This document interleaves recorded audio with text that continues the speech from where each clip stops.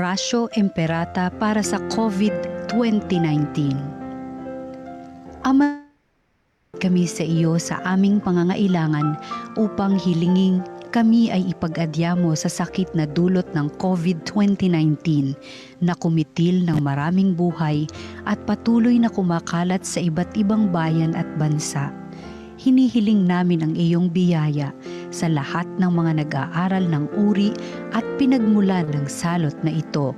Patnubayan mo ang lahat ng dalubhasa sa medisina na tumutulong sa mga may sakit upang sila ay mapuno ng matibay na pagmamalasakit at pagdamay.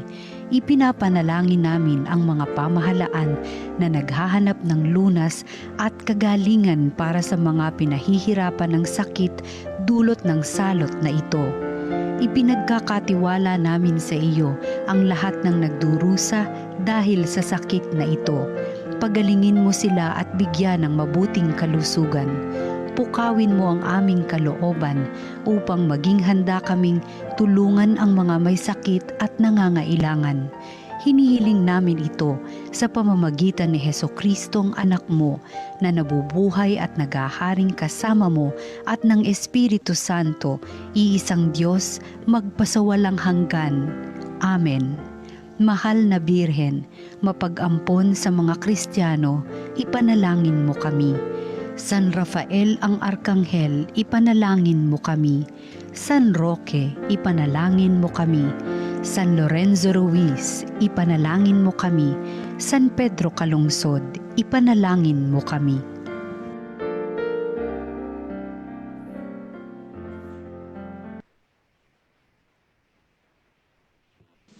Mga kababayan, ang pambansang awit ng Pilipinas. Kayang magiliw ay masagsirahanan, alam ng puso sa dikit mo'y buhay. Upang binirang kuyagan ang magiting, sa manluluping di ka masisigil. Sa nagagang tutok sa simoy at sa langit mong pagaw, ay hinagang tulad awit sa pagkayang minamahal. Ang isang ng patawad mo'y tagumpay na naghihingi, makituwin at araw niya kailan ang ay makikinig. Luman ang araw ng warhagit pagsinta, mo'y langit sa piling mo. Ang inigaya ng barkay pangangin, ang mamatay ng dahil sa'yo. Ano pala magbasa ng ano?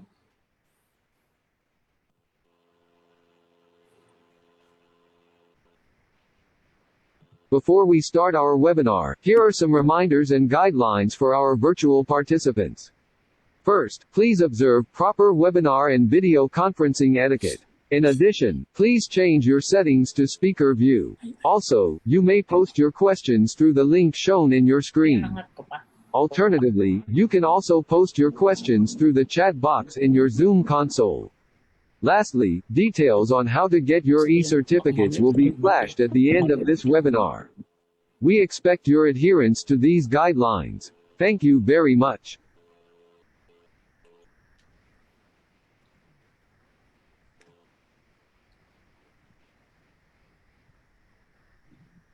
Kapag dito, titigil ka muna tapos. The BioRisk Association of the Philippines, in collaboration with the Philippine Association of Medical Technologists, warmly welcomes you all to its second joint webinar. The Biosafety Cabinet or BSC is one of the most important component of engineering control in your laboratory, second only to the infrastructure. Similar to selecting your first car, you need to know what it can do, where would you park it, and most importantly how to drive and maintain it. Let's dive into the process of BSC selection, installation, and proper use and maintenance with two expert speakers. They will share with you their knowledge and experiences so you can drive your BSC and get home safely. It is my pleasure to introduce our session moderator for today's webinar.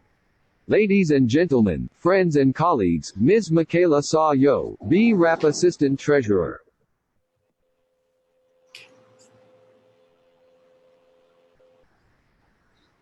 Welcome, everyone.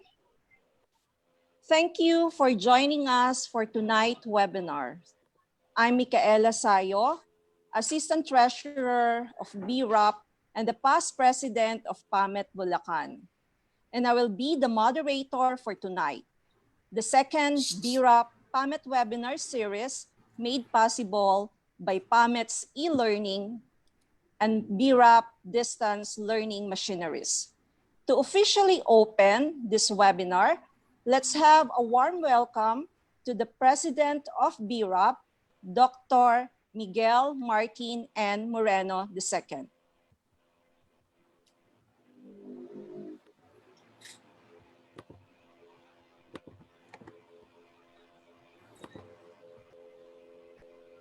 Thank you, Ms. Ella, for your introduction. Good evening to all our viewers from the Philippines and to those from overseas, and especially to our BRAP and PAMET members who are again with us whenever there is training available. Thank you to our partner PAMET for making BRAP's webinar possible, especially to Sir Ronnie Puno, Dr. Laila Florento, and Professor Oliver Dumawal.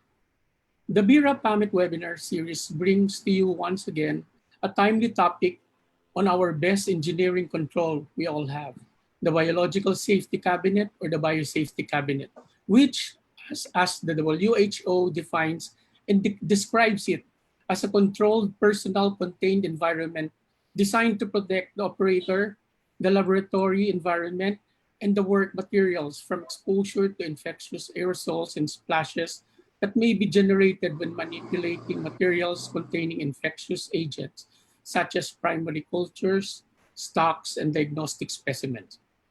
We all know that the COVID-19 pandemic continues to create extraordinary challenges for healthcare workers and also for laboratory professionals looking to combat the spread. We laboratorians must know the in and out of our biosafety cabinet. As we all say in our language, kailangan pa bang i-memorize yan? Yes, not only memorize your biosafety cabinet, but master it by heart. Hence the need to place this lecture as one of the first lectures a laboratorian should know. The CDC and WHO currently recommend that a biosafety cabinet must be used at any time a laboratory procedure has the potential to generate aerosols or droplets as a result of pipetting, centrifugation, or other techniques. Class 2 biosafety cabinets are an ideal choice for handling COVID-19 samples because they provide 3 levels of protection: personal protection, which is the user; product protection, which is the sample; and environmental protection, which is the laboratory. I've said too much on biosafety cabinets. I'll leave the discussion to the experts. With that, I formally welcome all of you to this webinar, and let's all have a great learning together. Break a leg, everyone. Okay. Thank you, Dr. Moreno, for that cordial salutation. And now, let us listen to a video message from our official partner, our beloved PAMET National President, Mr. Ronaldo E. Puno. Greetings to all our colleagues and welcome to the second BRAP-PAMET webinar, which focuses on a very relevant topic on biosafety cabinets. I would like to give special greetings to BRAP and PAMET officers and members, to our invited resource speakers, to the organizing committee, and to all our dear participants, both in our online platform and those who are watching over FB page. As we all fight COVID-19, BRAP and PAMET continuously partner and collaborate to provide a venue wherein we can deliver meaningful virtual continuing educational activities to our members who are mostly frontliners. The challenge of this pandemic is truly unprecedented, and the magnitude of its effects are tremendous and life-changing for everyone. Today, more than ever, we are called to do our share in combating the virus. At the same time, this is also an opportunity for all of us to bring out the best that we can do so that in our own little way, we can be effective instruments of service and healing to others. Your participation in this kind of information and knowledge sharing, though done virtually, underscores the significant level of interest to gain more knowledge, to further improve our expertise so that the quality and safety of services that we deliver are always guaranteed. Rest assured that BRAP and PAMET will remain committed to equip our professionals with the necessary updates related to biosafety, biosecurity, and biorisk management so that we can efficiently perform our duties as we hope to move towards global recovery and rebuilding our society. And I am hoping that you will find all the sessions very meaningful in our day-to-day battle against COVID-19. Enjoy as you learn and have a meaningful webinar. Good evening and thank you very much.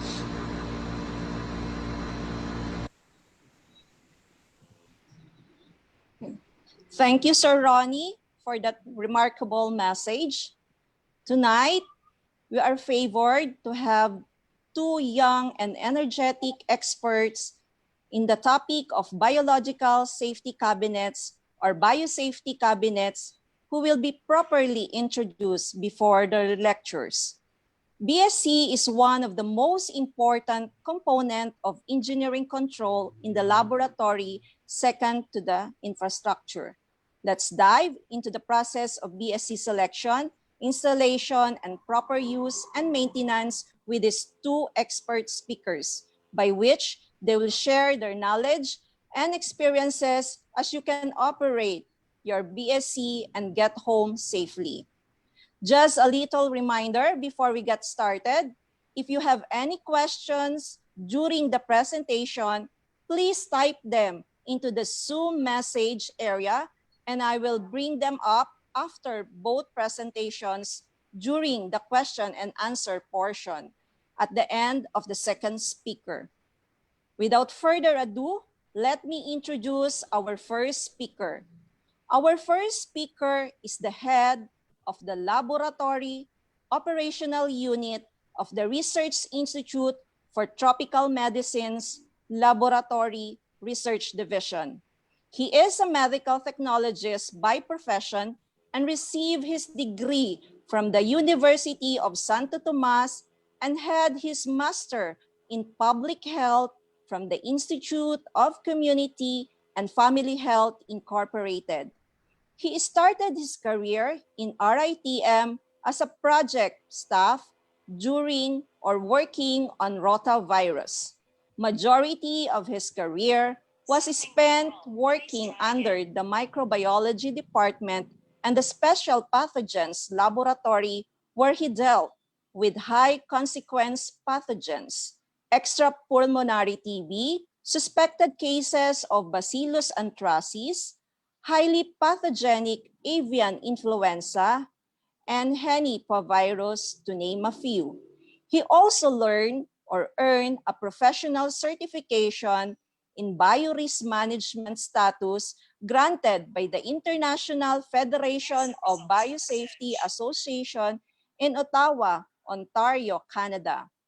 Our resource speaker will share his knowledge using his experience spanning from the technical and management aspect of laboratory operations by discussing the proper selection and installation requirements for one of our most used and valued engineering controls in the laboratory, our biosafety cabinet.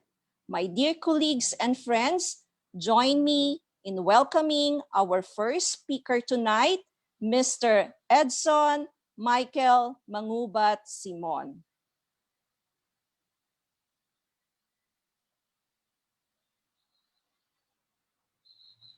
Hello, Ma'am Michaela. Sir Edson. So, Hi. thank you for the very well introduction. Hi, Welcome yes. po. Good evening to everyone. I'm very happy that everyone is here. We have so many attendants. All right.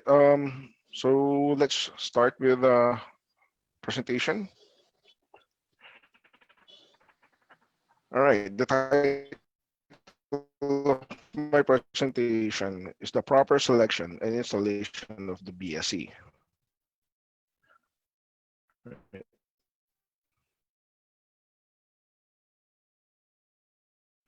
Okay, a little disclaimer, since I'm in the government service, so this presentation was prepared or accomplished by myself in my personal capacity. The opinions I express in these articles are my own and do not reflect the view of RITM, the Department of Health, or the Philippine government. The display of any brand you could see in my presentation is also not an endorsement of the company or the brand itself, in line with the government of the Philippines policy on promoting healthy lifestyle.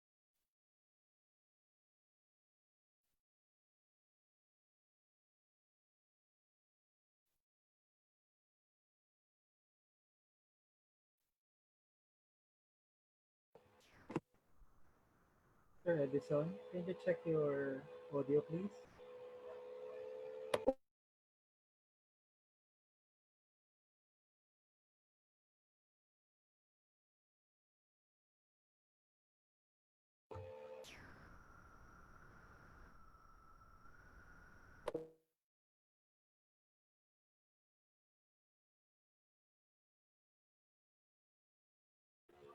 Sir Edison, can you please check your audio, please?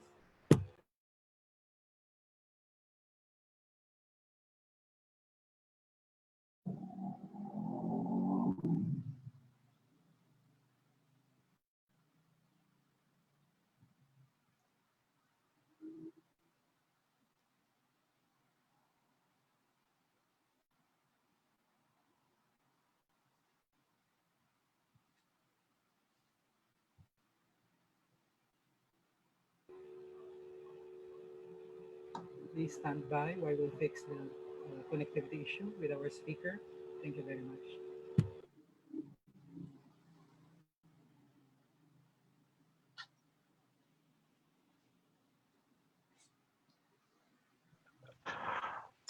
Well, I'm sorry, so I'm back at it.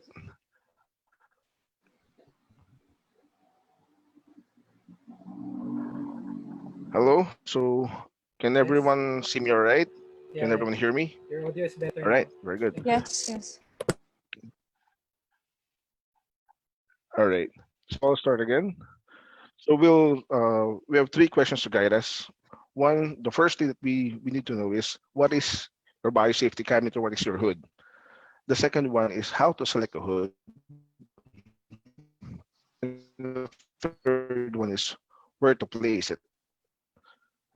Uh, my colleague, Mr. Louis Cada, will discuss how to properly use it and how to properly maintain it later on. Okay. So first, to better understand what a biosafety cabinet is, we need to know what biosafety is.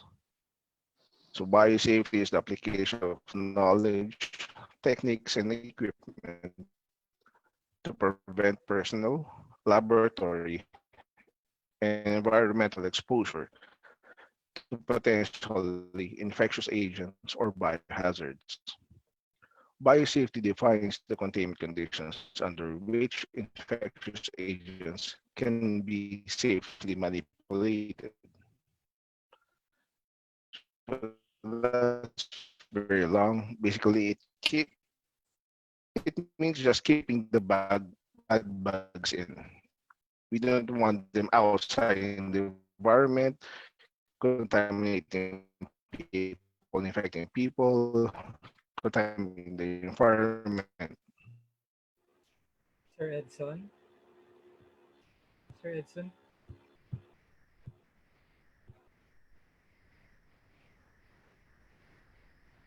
Sir Edson, your audio is breaking up again.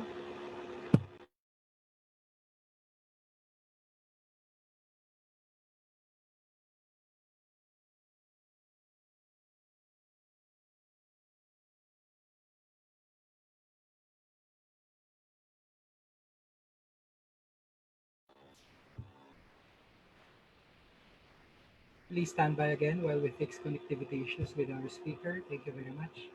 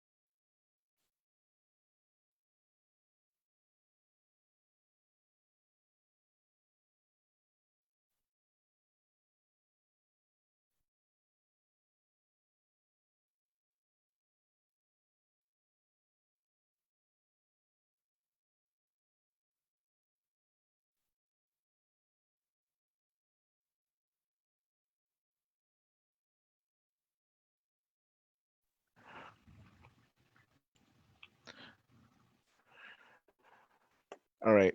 Hi. Apologies for the disconnections. We are having problems with the weather lately. Right. So for the biosafety level 2 is the most common biosafety level we have in the institution and probably in your hospital as well. Biosafety level 3 dictates that we use this in high containment aerosol transmission and seriously potential lethal diseases.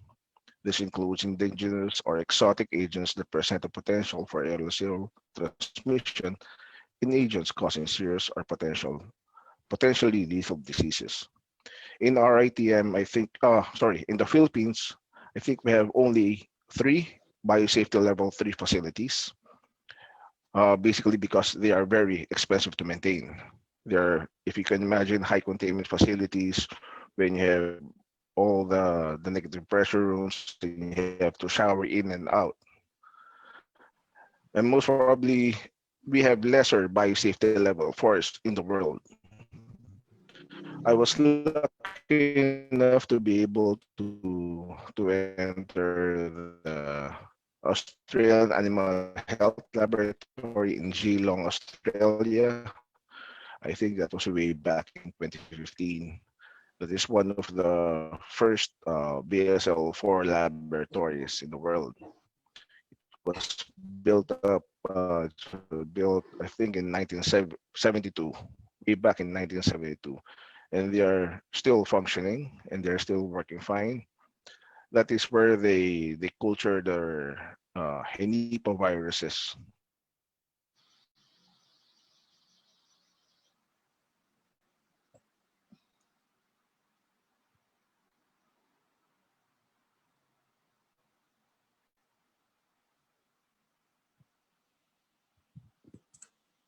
Hello, Sir Edson?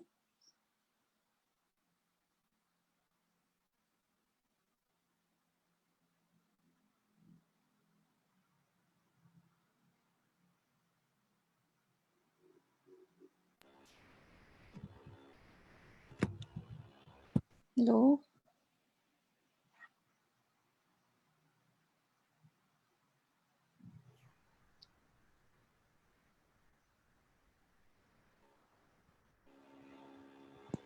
Hello? Sorry for the inconveniences. May I ask the second speaker?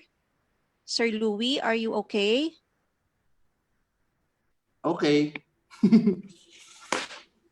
Okay. Our second speaker is a Philippine registered medical technologist with 11 years of specialization in histopathology and phlebotomy and has more than 5 years experience in laboratory biosafety, biosecurity, and biorisk management. Thus, earning himself a professional certification in biorisk management status granted by the International Federation of Biosafety Association in Ottawa, Ontario, Canada. He was recently accredited by the National Sanitation Foundation Singapore as a biosafety cabinet field certifier supported by the IFBA, Global Affairs Canada, and the Asian Pacific Biosafety Associations. Colleagues, please help me welcome the incumbent BRAP Public Relations Officer and the Biosafety Officer and Chair of the Institutional Biosafety Committee of St. Luke's Medical Center, Bonifacio Global City, and Quezon City, Mr. Louis Berlin Cadaw. Sir Louis. Hi, good evening. Good evening. Chubby ba ako, chubby? Okay Malinaw. siya, okay. So, Yes. share ko lang yung ano ha.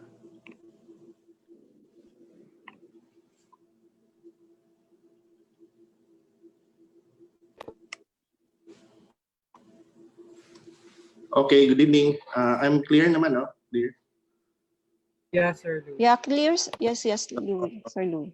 Topic for today would be best practices and failure response procedure in using the biosafety cabinet. So, thank you sa pagpapakilala, Miss Ella. Okay, we'll be starting. Welcome po. Okay, I just want to share first the certification last year, no? November 2019. So this is the NSF Biosafety Cabinet Certification Workshop in Singapore. So as you can see, we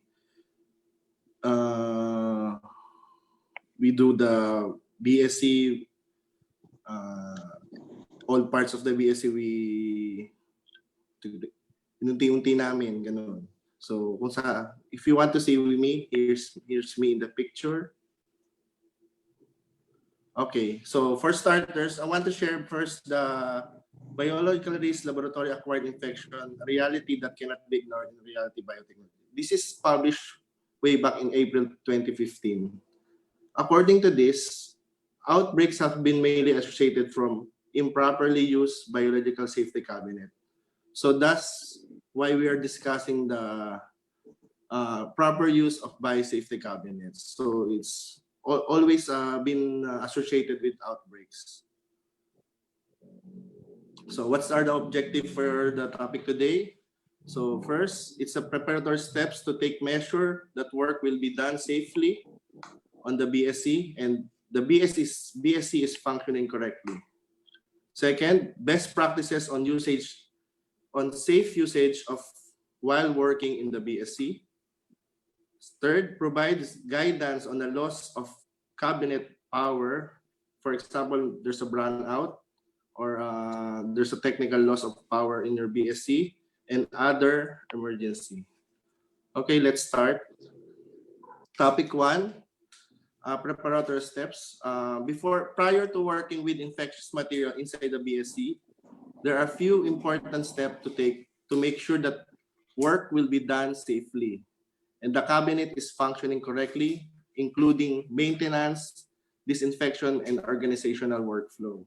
I'll be showing to the next few slides what will be your preparatory steps in using the BSc first, okay? First, you should verify the most recent certification date. The certification date is ideally done on annual basis. You should see this kind of sticker put inside your outside your BSc. It should be either NSF 49 or EN 124969. Either of the two they will be using in maintaining or certifying your BSc. Later on, Edson will discuss these two. What's the difference between the two? So you will check the date if your BSc is certified annually, and what parameter are they certifying. You should be careful here in certifying or other scrupulous certifier. Some of them are not doing the downflow velocity, so you should be checking what they're doing in your BSc during the certification or certification. Okay, it's 2, don your appropriate PPE. This is based on your local risk assessment. Additional PPE may be required for the work you'll be performing. As for the COVID-19, additional PPE would be your respirator, your goggles. So it will be depending on your local risk assessment. What organism are you working on your BSc? Some added tips, tuck your gloves on the sleeves. No? So you put over the sleeves. Number 3, turn on the blower. Allow sufficient time for the air to purge. You should purge your BSc first before using. So the pressure reading to stabilize before initiating work. Generally, most manufacturer, the purge time they suggest would be 3 to 5 minutes. Number 4, ensure that air intake in the exhaust grill are free from obstruction. Inward airflow of, you can use tissue paper for this to verify an inward airflow. This tissue should be going inward. So if somehow it be going outward, there's a problem in your BSc in regards to your airflow movement. Number 5, clean and disinfect the interior surface of the cabinet. Disinfect using 70% ethanol. This is most recommended disinfectant because it don't corrode the BSc, or other appropriate disinfectant. It's always depending on your local risk assessment. A quick tip to facilitate easy cleanup later on, absorbent towel may be placed on the work surface, as you can see. So you can use absorbent pads in your working area of the BSc. Number 6, disinfect items with 70% ethanol before placing inside. So all items that will be placed inside should be disinfected first to avoid introducing potential contaminants into the cabinet. Trying to bring all materials you need without overcrowding the cabinet. So don't overcrowd the BSc. Huwag niyo siyang gawing cabinet ng stock cabinet. So it will disrupt the airflow inside the BSc. So just put all the necessary materials you'll be needing for the work you'll be doing. Number 7, waste disposal and cleanup supplies should be placed inside the working area. So all the cleanup and disposal should be inside the BSc. You should include a bottle of appropriate disinfectant like this while working is being performed. This will reduce the need to remove your hands from the BSc. Removing of hands in the BSc will disrupt the air curtain and the airflow inside. So as you can see, it's the airflow and the air curtain inside the BSc is very delicate. So removing in and out of the your hands will disrupt this airflow. So you should have one waste disposal, and one absorbent pad, and one bottle of appropriate disinfectant. Number 8, divide the cabinet workspace into 3 sections. 1, clean items on the other sides. Clean items. Number 2, this will be your work zone. Number 3, this is your waste zone. It's from clean to dirty protocol. So same scenario in any PCR lab. So you will do the same in your biosafety cabinet. So you will divide each section. So your work zone shouldn't be your waste zone, and your clean item shouldn't be with your waste zone or your work zone. Quick tip: aerosol generating equipment such as vortex mixer should be placed far rear of the cabin as possible, sa likod. Because this will disrupt again your airflow, no? So all your vortex mixers should be in your rear, so sa likod ng BSC. Taller items such as waste bin should be placed toward your side walls on the side of the BSC. So hindi sa gitna, not in the middle, hindi sa harapan, so sa gilid, on your side walls. To minimize your airflow disruption. Again, you'll be protecting your airflow disruption every time you're working in a BSC. Number 9, adjust the chair height so armpit are level with the sash opening. So you must use an adjustable chair. So don't use monoblock chair, in your BSC. So it should be adjustable to your height and level. Okay, so if you're ready, if you have done all that, so you are now ready to begin your work. Okay, topic number 2, biological safety cabinet best practices.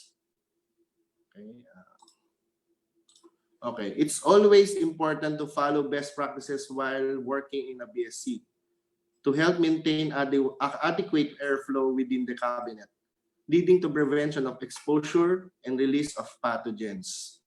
So this I will be discussing the best practices for safe usage of the BSC. First, it's so obvious, so one person at a time in using BSC. I will share some, this is an experiment. If you heard the Mythbuster from YouTube or National Geographic, Baker partnered with Mythbuster and they presented in ABSA in 2018. So they conduct an experiment using dummy of 3 dummies and 2 dummies working on a BSC. They want to prove if the claim of manufacturers really one person at a time in a BSC. They want to prove na tama ba to or baka gusto lang ng manufacturer na bumili kayo ng isa pang BSC. During the presentation, this is what happened to the conclusion of their experiment. So I suggest you watching the YouTube. There's a whole video about this.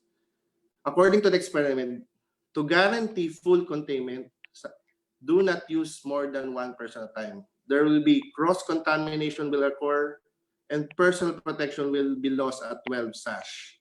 So again, I think the manufacturer and the other, like WHO and other institutions, a suggestion of 1 person at a time at the business is really true.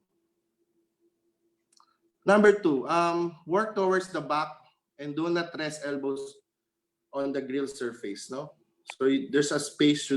Your elbow shouldn't be touching the grill surface. You'll be working on the back, not going forward. So as you can see in the illustration. Okay, number 3, avoid rapid sideways movement. So excessive movement, hands and arms through the front opening, such movement can disrupt the air curtain in the front of the BSC. So your hands should be moving perpendicular only. Your hands shouldn't be going sideways. This will disrupt your air curtain. I don't know if you can see the air curtain. This is an illustration of the air curtain. They use smoke just to illustrate the air curtain. This is a very delicate part of the BSC. So you should be careful in entering and exiting the BSC. You should be slowly and perpendicular. Okay. So number 4, segregate clean from dirty and keep waste container on one side. So you should have waste container inside. So contaminated material should be discarded in waste container located towards the side of the cabinet workspace. Again, do not discard materials outside the cabinet. So hindi pwedeng mag-discard outside. So you should be discarding contaminated materials inside the cabinet. Okay, another very popular best practice. Open flames such as Bunsen burners should not be used inside a BSC. Open flame can create turbulence, disrupt airflow patterns, can damage the HEPA filter. If absolutely necessary, do use of non-flame alternative like sterile disposable inoculation loop. So I hope no one is using Bunsen burner right now. So I will share with you what will happen. No? This is the same presentation from ABSA in the one I showed you earlier. There's also an experiment again. It's titled, Does Heat Really Affect Protection of Inside the BSC? This is the normal operation on the BSC. Air should be going downwards. This is always the normal operation of BSC. When a Bunsen burner, there's a Bunsen burner inside the BSC, what will happen to the airflow? It's almost swirling. I don't know if you can see. So another illustration. So the airflow is going upwards. So it never, hindi dapat, so it never should be. The air should not flow upward. So it's always be downward. So, okay. So that's the effect of Bunsen burner. So I hope no one is using Bunsen burner right now. And again, HEPA filters are not immune. This is what will happen to your HEPA filter if you use Bunsen burner. So this will create contamination in your if you're in your agar plate or you're culturing something, or during your PCR. If you have damaged HEPA filter because you're using Bunsen burner, so this will happen to your HEPA filter. Okay. Number 6, all items should be surface decontaminate before removal. So every time you remove an item, it should be surface decontaminated. Disinfect the interior surface of the cabinet. So use disinfectant that is effective against the pathogens used. So for COVID-19, so the best disinfectants used will be sodium hypochlorite at 1%, at 10,000 ppm for 5 minutes contact time, or 62 to 71% ethanol for 10 minutes contact time. Okay. Quick tip again, if a corrosive disinfectant like the sodium hypochlorite will be used, the surface should be wiped down after disinfection and sprayed with distilled water or 70% ethanol, just to avoid corrosion of the stainless steel surface. Okay, this is one topic that always debatable to everyone. The use of ultraviolet germicidal lamp to disinfect a contaminated BSC is strongly discouraged due to the limited effectiveness at disinfecting inside the BSC. I will show you this. During an hour, the effective killing rate of UV will be at 90%, but as you can see, as the hours goes by, the effectivity killing rate of UV is slowing down. So as you can see in the experiment, only at 24 hours will be the organism will be killed using the UV light. So you have longer contact time. So UV is also harmful to your body. So what the WHO suggests, UV irradiation only used as secondary method in disinfection, only after if you have already surface decontaminated. Okay, topic number 3, incident management. Okay, so for a while. Okay.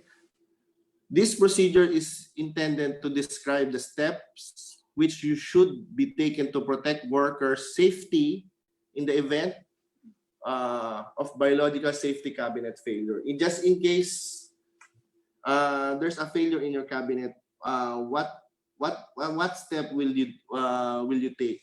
So this number 3 topic. Okay, signs of biological safety cabinet failure. If any of the following signs of biological safety cabinet failure are observed, work should be stopped as quickly and safely as possible. This is the sign of safety cabinet failure. 1, power failure.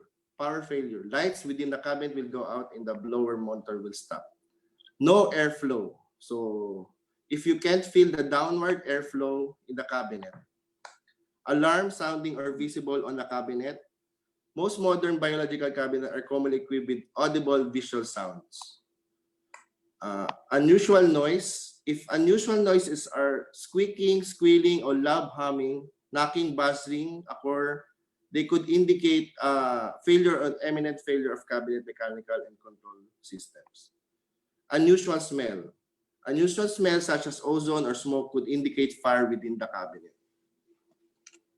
So what are the steps if this 5 scenario will happen? So anong gagawin po natin? First, stop your work immediately. So don't try to do your work if these things happens. Take quick action and remember, do not panic. So wag po kayo magpapanik. Kaya meron tayong webinar na ganito. Number 2, secure any infectious material when possible. Again, this when possible.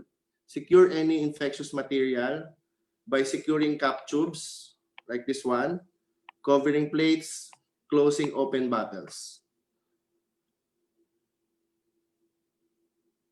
Okay. Number 3, disinfect and remove gloves inside the BSC.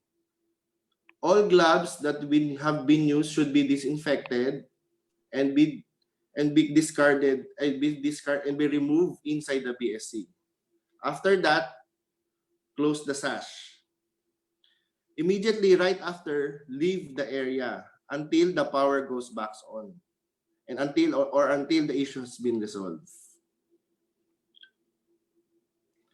Place signage on the cabinet. Notify others on the area of the potential exposure. So you must put signages so everyone should be guided that their BSC is not working. So there should be a name and contact person written on the warning sign. Okay, number 5. Once power returns, reopen the sash and allow 5 minutes to purge. So pag bumalik yung power, you allow 5 minutes para ma-purge siya, no? To allow the air to stabilize before recommencing. If power is not reestablished, wait 30 minutes for possible aerosol.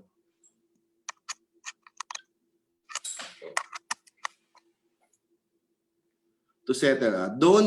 Additional PP as required by your local risk assessment. Open the sash and surface decontaminate the BSC. All work items prior to removal. Again, warning, do not use the BSC until the issue has been resolved. Again, 30 minutes ang i-wait natin if the power is not yet established. Uninterruptible power supply or UPS is capable of 10 minutes of uninterruptible power. This is enough time for you to safely shut down the BSC, properly secure the infectious material, and disinfect surface and other items. Okay, number 6, spill response procedure inside the BSC. So even seasoned medical technologists can have accidents also, no? So nagkakaroon ng spill. So before doing cleanup of any spill, a risk assessment should be performed to determine the severity of the event. What are the factors to be considered in your risk assessment? First, the volume of the material spill. Gaano ba siya kadami? Second, the potential titer of an agent involved. what are agents you are working. So, para alam mo paano siya papatayin or i-disinfect or i-decontaminate. Third, if the spill is confined to a small area or spread on multiple surface. Fourth, whether your PPE may have been contaminated on the process. So these are the things to consider. So other tips, so to help you during the risk assessment, I suggest you download the pathogen data sheets. So as you can see, there's a detailed section on each organism you're working. So there's the stability and viability, laboratory hazard, exposure. So you can download this in iOS or Play Store, or you can search the net. This will greatly help you in your risk assessment during spill cleanup. Okay, in the event of high-risk spill inside the BSC, which can involve large volume or multiple contaminated surfaces, high titer of infectious agent, or gross contact. This is the general spill cleanup procedure. I will not go one by one with this. So I would suggest na magkaroon kayo ng workshop or hands-on para mas matandaan ng tao, no? So I'll just highlight some of the few. Before doing anything, let aerosol clear up for 5 minutes. Leave the blower open and such remain at appropriate, no? So para yung ma-aerosol mawala. Okay, so meron lang i-share. So hindi ko alam kung alam niyo dapat binubuksan to. This is the catch tray. It's called the catch tray. Each BSC has a catch tray. Most BSC linis yung catch tray. So I would suggest i-open yung catch tray. So marami siyang minsan dumi kasi ang nalilinis lang yung what will be clean always will be the upper surface, but the catch tray is always be forgotten. So if any liquid pass through the grill, so lalagyan rin siyang disinfectant. So after all of this, so nalinis na, na-disinfect na, allow the BSC for 10 minutes before resuming and shutting down. And if the spill is deemed minor, just follow the 7 to 20 steps. This will be shared. This slide will be shared to all.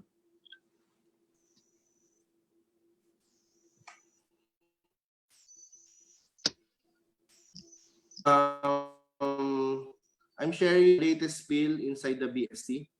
This is the latest drill we have. I would suggest to have a biological spill kit always near the BSC. So wag yung tatakbo pa yung ano. So ito yung namin. As early as I've said that practice in doing will retain more on the people or your associate on regards to the spill drill. So kahit reading or audiovisual, konti lang na retain. So I would suggest na gawin nyo to in your institution, so mas ma-retain as yung muscle memory ng each of individual mas maiintindihan nila. So they will learn more if they do the drill themselves. In this drill we use glow germ, so they could appreciate if they have cleaned the BSC well. So this one is glow germ. Okay, for closing thoughts, important thing to remember, personal safety comes first. So iisipin niyo muna yung sarili niyo muna na yung safety niyo muna. It is important for laboratory staff to report the incident to their supervisor or biosafety officer as soon as possible. This provides the laboratory to assess the root cause of the problem para hindi siya maulit. So this is for improvement purposes. Every institution should have a standard operating example of this. Standard operating procedure must include protocols for incident management, best practices, preparatory step for safe usage of the BSC, and spill response. Dapat to lahat naka-incorporate sa standard operating procedure nyo. So everyone can be guided. So if you have new employee, ma-orient sila mabuti. Okay, so thank you for listening. Stay safe. So, Ma'am Ella. Hello, thank you, Sir Louis, for that informative presentation and for showcasing your best practices in your institution. So we'll now proceed to our Q&A portion. Is that okay, Sir Louis? Sige, ma'am. Go lang po. Okay. From Francis Andaya, can the speakers give an order of donning of PPE before working and doffing of PPE after using the BSC? Yes, ma'am. Donning and doffing of Sir Louis? Apo. Donning of PPE before Donning of PPE ang tanong. Okay. Ano pa meron ako nito? doffing. I have to check. Ito lang. Meron ako dito. Hindi ko lang kung mapipresent ko siya dito sa para makita nila.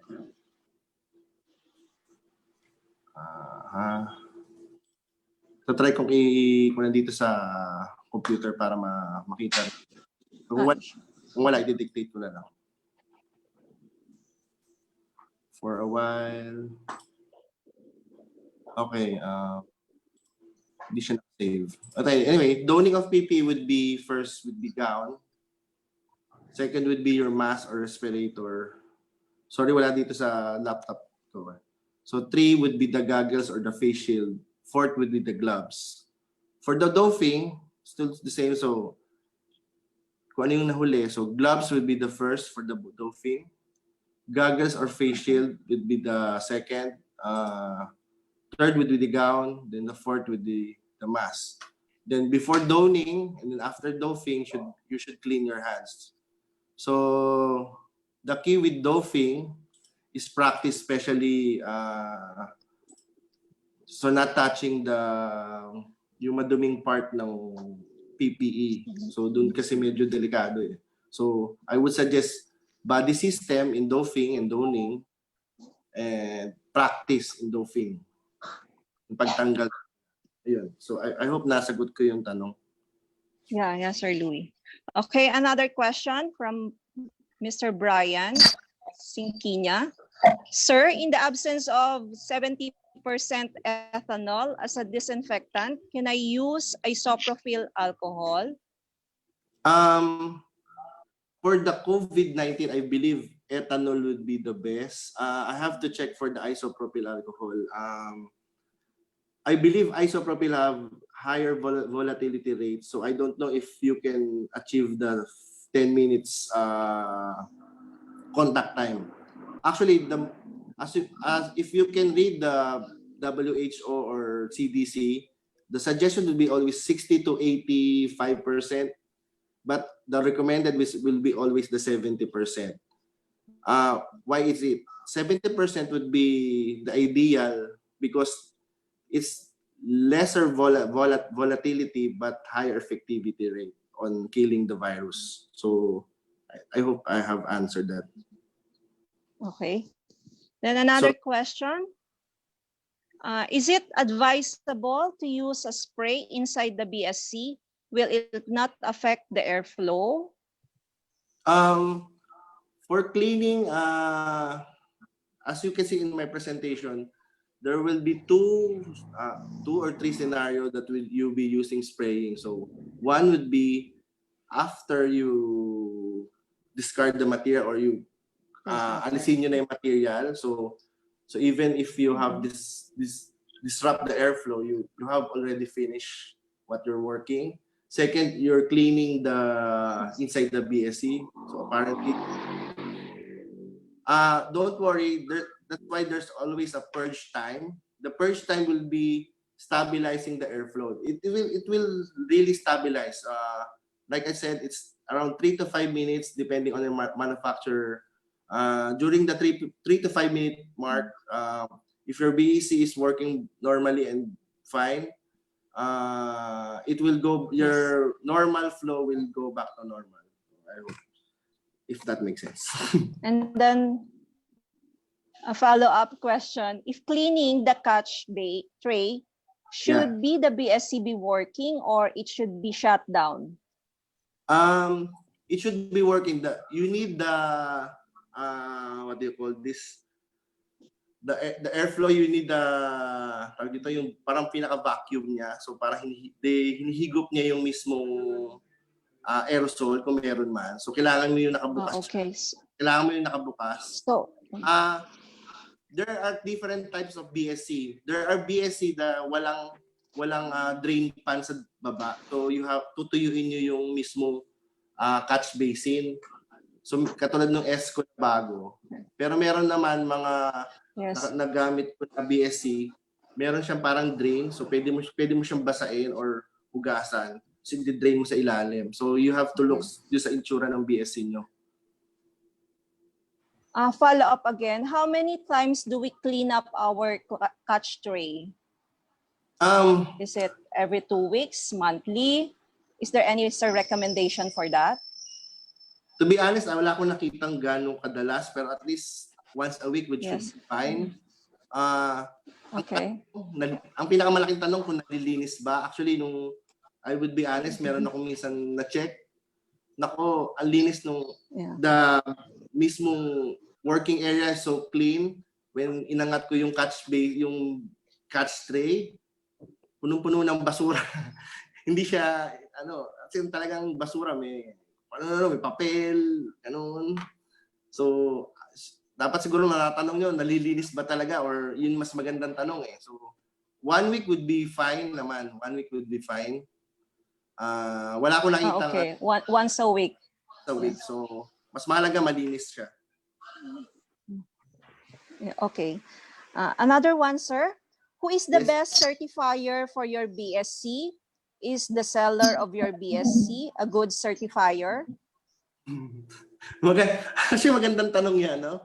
So, yung sana unang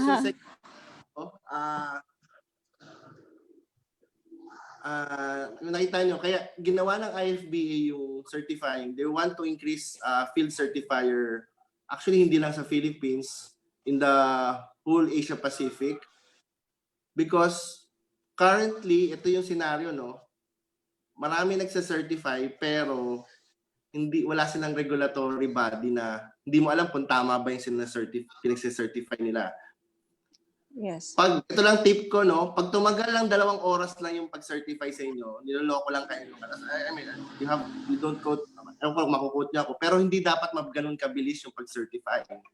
Kasi mamaya siguro pag diniscuss ni Edison, actually pag-compute pa lang ng mga inflow, downflow, it will take around, 6 hours.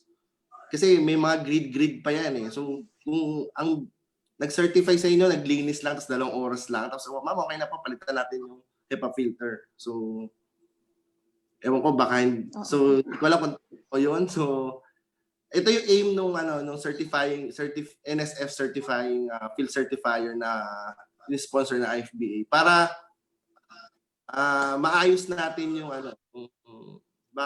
we don't know if nasa guidelines pa ba yung ginagawa eh. So kaya inuna ko yung kanina na you should be careful, no? Dapat chine-check nyo din yung ginagawa nung nagsa-certify sa inyo. So hindi ko pa masyado ma-answer ng direkta. So sa ngayon kasi ang nagsa-certify would be yung manufacturer. Ideally dapat hindi. Okay.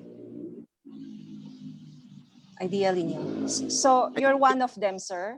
Already? America hindi. So alam ko sa Canada sa hindi rin. Okay. So another question, is an alcohol lamp acceptable in the BSC? Actually, hindi ko lang na-post yung ano, I would ipo-forward ko yung link nung sa baker na yon sa print yan sa ABSA. Meron din experiment doon na using the alcohol lamp. Yes. Same effect siya nung mas malakas lang ng konti yung sa ang tawag doon kanina. Mas malakas lang ng konti kasi mas mataas siya. Pero same effect, may create siya ng turbulence. So, hindi rin siya maganda. So yun. Ella? Okay. Ella? Yes po. Let's pause the Q&A for a while. Yes I think, po, sir. Sir Edison is now okay. Okay. Okay na? So let's pause the Q&A. Okay. Thank you. Thank you.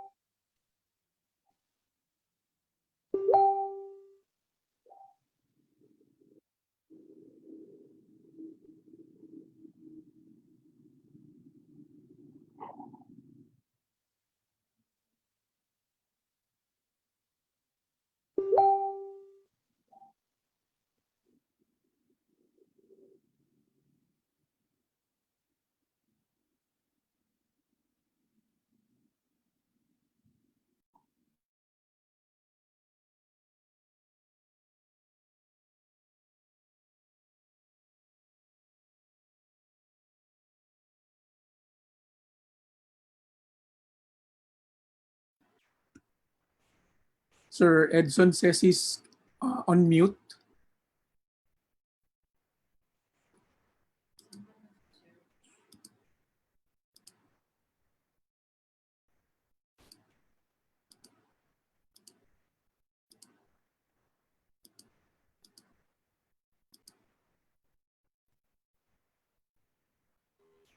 Sir Edson?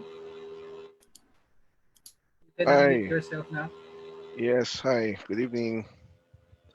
Yeah, I would like to apologize for the very poor internet connection I had earlier. I hope everyone is hearing me fine. I'll not be showing my video just to be sure that we regain the connection. Do you guys hear me?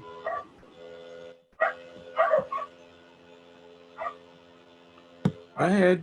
All right.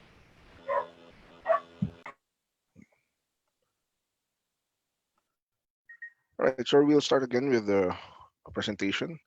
Again, I'm Edson Siman from RITM. So my topic is the proper selection installation of the biosafety cabinet. All right, again, the disclaimer, since I'm in the government service, I cannot endorse anything.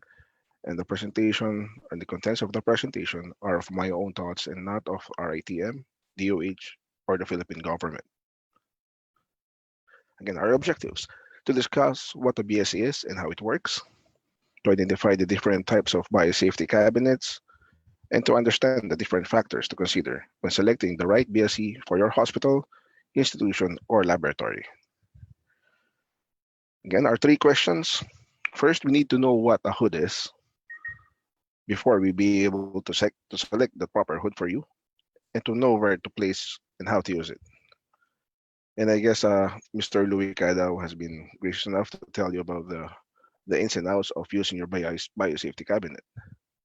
So first again, what is biosafety? This is a very long presentation for biosafety and very scientific. Basically, what it means is we want to keep the bugs in, the bad bugs in. We don't want them escaping to the environment, infecting people, destroying the environment, polluting the environment. Or basically, it just means containment. Gusto lang natin ma-contain lahat ng organism sa isang lugar para hindi siya maka-infect ng ibang tao. These are the 4 levels of your biosafety. Biosafety level 1, 2, 3, and 4. The most common for all laboratories, diagnostic laboratories, is biosafety level 2. This is where you process your Streptococcus pneumoniae, your E. coli. So this is the most common biosafety level. And this is where you require your biosafety cabinet.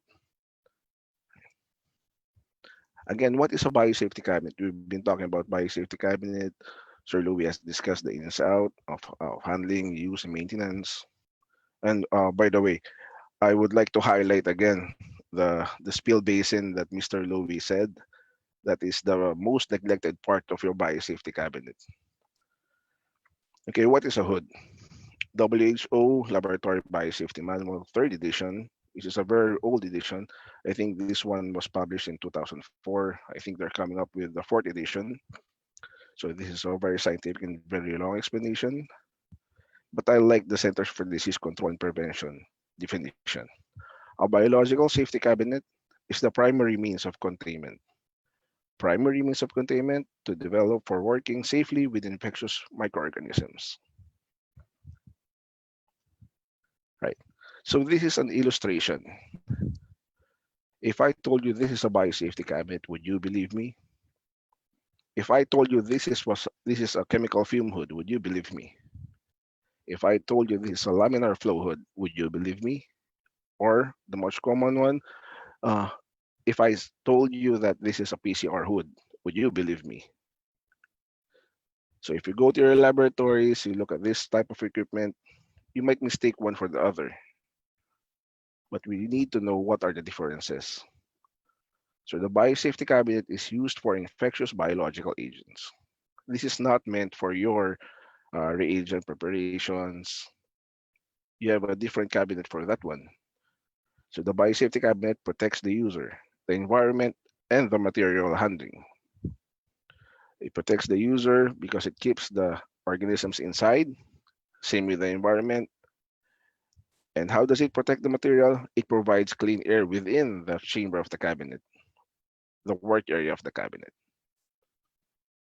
Now I have to make an addition to this third column. HEPA filter or ULPA filtration is required. So we have a new technology, ULPA filtration, that I will discuss later on. And all exhausted air from the building should be filtered out if you're using the biosafety cabinet. Now, the chemical fume hood, on the other hand, is just used for dangerous chemicals. It's meant to keep the fumes away from the user. It protects the user. There's no requirement for HEPA filtration, although there are chemical fume hoods that have neutralizers, they have carbon filters, just to mitigate certain percentage of our chemicals. And exhausted air is not treated. Again, there are systems, add-on systems to your chemical fume hood that could help mitigate the vapors of your chemicals. Right. Laminar flow hood. This is used for handling sterile material. This is intended for the material to be protected, just for the protection of the material. It actually makes your biosafety cabinet positively pressured, forcing dirty air out. So it feeds the internal chamber of your laminar flow hood with HEPA filtered air. So there are no particles, there are no contaminants, and it pushes it out of the biosafety cabinet towards the end user. So if you could imagine you're using a laminar flow hood and you're processing TB cultures, that would be disastrous. PCR cabinets. Now, PCR cabinets, there are two types. One is the dead air chamber, and one is the filtered air. The filtered air works similarly to your laminar flow hood. And the dead air is just simply a sterile cabinet with static air inside. So you just maintain the cleanliness of the internal chamber with your decontamination processes and your proper work procedures. And there are no need for filtration for this one. Right, next. Now, how does a BSC work? Do you know how your BSC works? Okay. Basically, air blowers either create a vacuum to suck in air or pushes air through filters.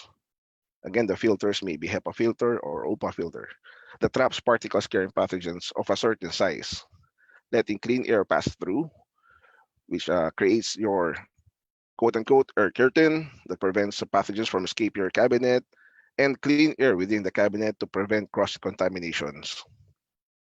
Okay, now the particles are being trapped either through impact, interception, or diffusion. We'll go into this, but first we need to know what our HEPA filter is, or our filters are. So the filters are either HEPA rated or ULPA rated. Now, if you say HEPA, it means high efficiency particulate air filter. So if you say HEPA, you must include the filter in the end. Can filter out particles 0.3 microns with an efficiency rating of 99.97%. Now, ULPA filters, or your ultra low particulate air filters, can filter out particles 0.1 microns in diameter with an efficiency rating of 99.9995%. So I guess everyone will be shifting to ULPA filters now. But before you do that, you need to, again, go back to your work processes, determine what you actually need, because definitely ULPA filters would cost more than your HEPA filters. Now, this is just a simple animation of how it works. So if you're clean air, you pass through both filters, HEPA and ULPA.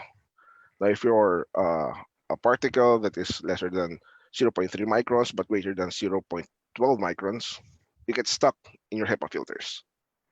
Now, if you're bigger than that one, you get stuck by your HEPA filters, right? So this is a simple illustration of how our HEPA filters work. I'll try to see if I can bump this up. Yeah, there you go. So one is your impact. So basically your particles fly into the filters, directly impacting it, and they attach to the filters. These are glass fiber filters. One is interception, they wave, then they slightly adhere to the bottom. This one is your high speed, medium speed attachments. Now this is very interesting, diffusion. This is where your particles are very slow moving. They don't actually hit anything until they hit, or they get attracted to your HEPA filters and get attached to the filters itself. Right. Now this is what your HEPA filter or ULPA filter looks like. So it is folded filter paper or your filter material. Then you have your corrugated filter materials in between. So this is interception, this is impact, and this is diffusion. Now you may ask yourselves, what is the size of your COVID-19 virus, or your SARS-CoV-2 virus? It's actually smaller than 0.1 microns. But the particles carrying those viruses to be infective are much larger than 0.3 microns. Okay. Now we have two standards being used. Most common standards. We have standards for the US, you have standards for Europe, you have standards for Japan, China, and Australia, in fact. So you have several standards, but here in the Philippines, these are the two most common standards that we use. The ANSI NSF 49 actually from the US, and EN 12469 from Europe. So these are just a basic comparison between the two standards. Okay, for Europe, you could use a third-party independent certifying organizations if you're doing the certification in Europe. In ANSI, NSF, you need to be certified by the National Science Foundation by themselves. This is a government organization. Now for EN 12469, there's only one class of biosafety cabinet, which is equivalent to your class 2 A2 under the ANSI or NSF 47 standards. Okay. So if you're buying your biosafety cabinets, if you just say class 2, you might get a biosafety cabinet that is rated for EN 12469. But if you specify class 2 A2, you most probably will get the NSF 49 certified biosafety cabinet. Right. Okay, so the most common here in the Philippines is your NSF 49. So we will just focus on the class defined under that standard. So you have your class 1. So class 1 provides personal and environmental protection without product protection. So this is your airflow. All the air comes in. If, for example, your product is in right here, imagine if your environment is dirty, all the dirty air passes through your product before it is filtered out and blown by your blower outside. So for class 1, you only have one HEPA filter. It's between the product and the exhaust blower. So this is one of the principles in using your biosafety cabinet. Your blower here creates a vacuum in this space, which sucks in air from this portion. Now, class 2. So class 2 cabinets are partial barrier systems that rely on movement of air to provide personal, environmental, and product protection. I need to emphasize that one, and product protection. Okay.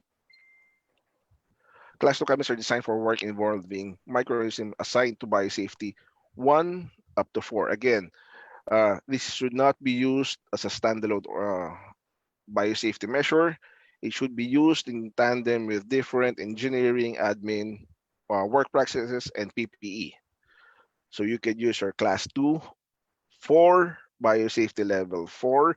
However, it must be located within a biosafety level 4 facility. Right? Don't go to your boss and say, boss, meron tayong class 2A2. We could work with culturing COVID-19. Do not do that. Right? Now, there are several types of your class 2. So you have your class 2A1, class 2A2, class 2B1, B2, and a newer addition, the class 2C1. Okay, for basically your class 2A1, you have your blower underneath the basin. So not directly underneath, there are dividers there to prevent your spillage from getting to the blower itself. But basically, this is how it looks.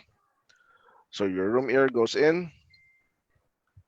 The blower creates such a vacuum that your room air comes in the front grill. That's why it's very important not to block that front grill. If you block this front grill, imagine where your dirty air will go to your product. Cross-contamination. So work practices, important. So do not block your front grill. Air comes in there, gets pushed by the blower up to the to the plenum. Some of the air passes out here. Some of the air goes down. So you have your 70-30 ratio of recycled air. So 70% gets recycled here, 30% gets pushed out of the cabinet. So the 70% that gets recycled passes through a HEPA filter, which filters the air, producing clean air that protects your product from contamination. So part of that goes to your front grill again, and part of that goes to your rear grill again. So again, work practices, no blockage of both grills, front and back. So that's your class 2 A1. Your class 2 A2. Now this is very interesting. This is the most commonly used biological safety cabinet in all laboratories in the Philippines. Right? So go back to your laboratory tomorrow morning, check your BSCs. Check if they are EN12469 or they are NSF49 certified. So if you're class 2A2, again, clean air goes in. Now your blower is up here. It creates now a vacuum in this space. So there is a vacuum. There is no positive pressure, dirty air. Okay. So there's a vacuum here. It sucks in, again, both grills, front and rear, up to a plenum, goes to your biosafety blower. It gets pushed here. Portion of that goes out. Portion of that goes back in to your work area. So similar principle with your A1. Clean air produces a clean environment here, ensures that if you manipulate aerosols in this portion, no particles go here, or most importantly, go here. Okay. So your clean air is distributed across the surface of your filter, producing a uniform downstream. Importantly, there's a downstream in this part. This is where you get your air curtain. So that air curtain prevents dirty air from going out. So if you do your smoke test, you will see your air should go in and down the front grill, not in and across the table, right? So in and down the front grill. It shouldn't go in and out. Now that's a if ever your biosafety cabinet does that, inform your supervisor immediately and do not use the biosafety cabinet. Okay? So that's your type class 2 type A2, right? Now class 2 type A2 again, there are systems wherein you have to duct it out. So what are the conditions for ducting out your biosafety cabinet? One, if you want to exhaust laboratory air, and two, if you're working with volatile chemicals that are very noxious or toxic. Okay? So you would want those fumes to be ejected immediately outside of your building. So for your A2, you cannot hard duct your A2. It should be a plenum type or a canopy type. So in this illustration, you can see this is not attached to your A2 cabinet. There's a space here, just enough for your exhaust system to suck in room air and exhaust it out, not so much so as to put additional pressure to your biosafety cabinet. So this has to be balanced. Your exhaust duct should be balanced with the exhaust system of your biosafety cabinet and the supply of your room. You cannot it is good to have a negative pressure in your room. However, if you have too much negative pressure in your room, you will generate several problems. So one, too much negative pressure may cause your ceiling to fall down. Imagine if you're sucking on your Zesto juice and you suck out all the air. What happens to your Zesto juice? It crumbles inside, implodes. That's a similar way. So that's the importance of balancing out your exhaust air here with your supply air in the room. Okay. Now class 2 B1. Now your generally all your class 2 B series are all hard ducted. So this is an illustration of that hard ducting. So you have a hard duct here and you have a blower there. So similarly to your A2, you have your air coming in. You have two slots here. However, the front grill air get sucked by your lower blower and pushed up to this plenum. This is a positive pressure area. Then this one is connected actually to this portion. So this supplies your clean air for your chamber. Okay. Now the rear duct, this is where you work most probably, and most of the infectious materials, if aerosolized, will be blown here, will be sucked up to this plenum, which is uh, negatively pressured, and gets sucked through a biosafety to your filters outside and blown by your blower outside. Now this one is attached to one of your hard ducting, going outside of the building. So that's your B1. Now this is your B2. If you can see the differences of your B2, your A1, your B1 actually recycles 30% air, sorry, 30% air and 70% is exhausted. That is for B1. So the next one for the B2, all air is exhausted. Nothing is used up. Nothing is recycled. So this is very unidirectional. Your blower here sucks in room air from the top, pushes it down to the filters, generating a clean air space here. If contaminated, they go inside uh, two vents, your front grill and your rear grill, get sucked in. This is a very good negative pressure plenum because it is being sucked in and out by a blower on the top. So in the Philippines, I think I've seen most commonly is the A2 and the B2. B2, not so much so. A2 is the most common one, right? Because B2 is very expensive to maintain and you have your external ductings to maintain as well. Now C1, this is very new. Um, NSF 47 states that it could be converted for use into an A2 or either a B2. So it's a very new technology for biosafety cabinets, right? So in comparison with your A2, this has two blowers. Your A2 has only one. Now again, this one exhausts 100% of our captured air. Okay, so captured air is the dirty air. No, instead of your B2 sucking in clean air from the top, it sucks in air from the front grill, one of the front grills, then up to your plenum and down here. So it creates a negative space in this area.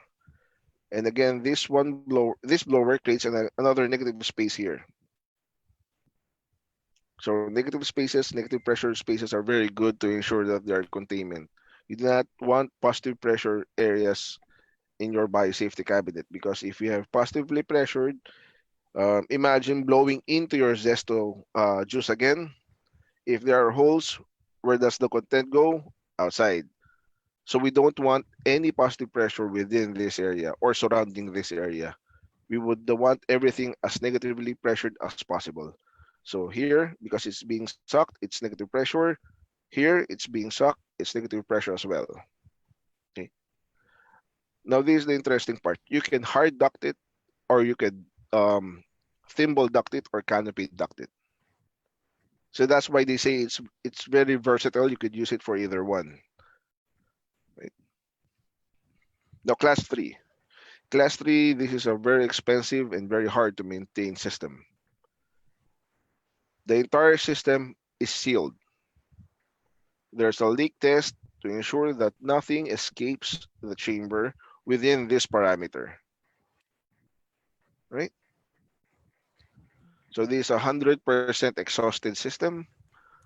Air is filtered in through a pre-filter, then again filtered here. This blower at the bottom generates enough force to create a very big vacuum to ensure that air supply is constant in this chamber. So they have a similar system, two grills, one in the front, one in the back. Now this one, all the air is sucked in the bottom, pushed up, and sucked again by another blower. So you have your negative pressure in this area. You have a negative pressure in this area caused by this one. And this front grill or sash is sealed. You cannot open that. You have your gloves there. And this one is hard ducted outside. So you have several layers of protection. 1, 2, 3, 4 filters before everything gets exhausted. This is an example of your class 3 biosafety cabinet. There's a very old version wherein there's a very big class 3, and you have to go under the class 3 biosafety cabinet and actually insert yourself here wearing let's say a half coverall, or sorry, half positive pressure suit. So that's how it works before. Okay, so how it works is you have your pass box here. You place your material, close this one, insert your hands in the gloves, open this door, get your material out. Other systems have an attached autoclave at the end, and others have an incubator on the other end instead of an autoclave. So if you process your sample here, for example, a pure culture of your biter ESM anthrax, you place it here, you manipulate it, you throw it inside your autoclave, which is attached to this portion, and that's it. So no contaminated material can ever escape this system. But do not use this for your routine, because this is a very, very, very expensive system to maintain. Okay, so we'll be talking about ducting and everything. This is an example of your ducting outside. So all ductings have what you call dampers. Those dampers control the air velocity, or how much air actually passes through your pipes or your stock or your ducting. Okay, so if you're gonna place the ducting, you need to have a clearance of 10 feet or 3 meters above the highest adjacent building. So if you have two structures standing beside each other, and you're happenly to be the lower one, you need to place your ducting 10 meters above. I'm sorry, 10 feet above the next one. Because if it's lower than the adjacent building, imagine where all your exhaust air goes to. All right. So in biosafety, we have several layers or we have several methods of addressing organism spills. One is to basically first eliminate the organism itself para mawalan na siya. Wala ka nang lilinisin, di ba? Now, the second one is to dilute it. If you cannot eliminate it, you contain it, then you dilute it. Right. So the ducting here is just another level of ensuring that if ever something escapes, it gets blown out and it gets diluted before actually getting to infect other people. Right. So these should be upright. There should be no covers. There should be no label. Uh, elbows here. Okay. Now we know what our hood is, how it functions, how our HEPA filters work. You know the different types. Basically, I think you know what you would want to use in your facility. Now, how do you select it? So again, everything has to go through risk assessment. You need to know what your processes are. You need to know what you plan to handle and how many items of that do you want to handle, or the volume. Right? So it has to go through several processes, and you have to include everyone in your system. Your boss, you as a technical, and of course the management. Okay, because the management will be the ones to give you the money to buy your equipment. Now this is just a small glimpse of operational assessment. You look at the 5 S's: the system, the sample, the structure, the standards, and the support. Okay. So this is just a basic comparison between risk assessment and 5 S of operational assessment. So for system, it's an end-to-end process review, which includes your HR competencies. As opposed to your risk assessment, it's the same thing: process review, available administrative controls, work practices, and personal accountability. Again, for your the operational assessment can be tailored fit to any type of situation. Could be your laboratory, could be your engineering, it could be your HR concerns, but the principle of the 5 S's is the same. A sample could be paper, document, or specimen, or organism. Right. Now the structure. Available engineering controls. Similarly with operational assessment, what facility do you have in place? So before selecting your BSE, oh, I want this one and I want that one. Look at your facility first if it could support actually your biosafety cabinet. For example, based on your risk assessment, you would need a class 2 B2 uh, biosafety cabinet. However, if you look at your structure, hindi pala magkasya sa pintuan, hindi pala magkasya sa kwarto, at ang pinakamahalaga, wala ka palang lugar pag lalagyan ng ducting, or you don't have any space to place your ducting. Okay. Now standards. So for biosafety, you have your biosafety guidelines, interim guidelines, WHO standards. All right. For operational assessment, you need to look at your relevant regulations and laws. You might want to buy certain equipment, but it may be illegal in your area. Fortunately, in the Philippines, or unfortunately for the Philippines, we don't have enough regulations to control what type of biosafety you may buy or you may use, right? But again, look at your relevant regulations. There may be ordinances in your area where you cannot use this type of biosafety cabinet because it blows air to one area which is illegal, right? So you have to look at the regulations itself or the civil laws. Well, yeah, one of the particular law is the one that we have now for the COVID laboratories, or it is not a law actually. It's just a administrative order. I think it's the administrative order number 14 for DOH, which places the requirements for your COVID laboratory. I think it requires class 2 A2 biosafety cabinet. So you cannot buy your class 1 cabinet for example, sample inactivation. You cannot use that one for that purpose. Okay. Support. Now this is very important. I heard Mr. Lewis question and answer portion. There was a question regarding certification. Now that's one of the things that you have to consider. You might be tempted to buy the most cheapest biosafety cabinet. However, look at the after sales support of your biosafety cabinet. Is there someone to able to certify or calibrate your biosafety cabinet? Are the consumables or are the filters readily available? You have to look at those things. Philippines is a very big archipelago. We have several laboratories in different corners of the Philippines, and not all places can be reached easily by your distributors. So you might want to buy the more expensive one just because they have the after sales service or support available in their area.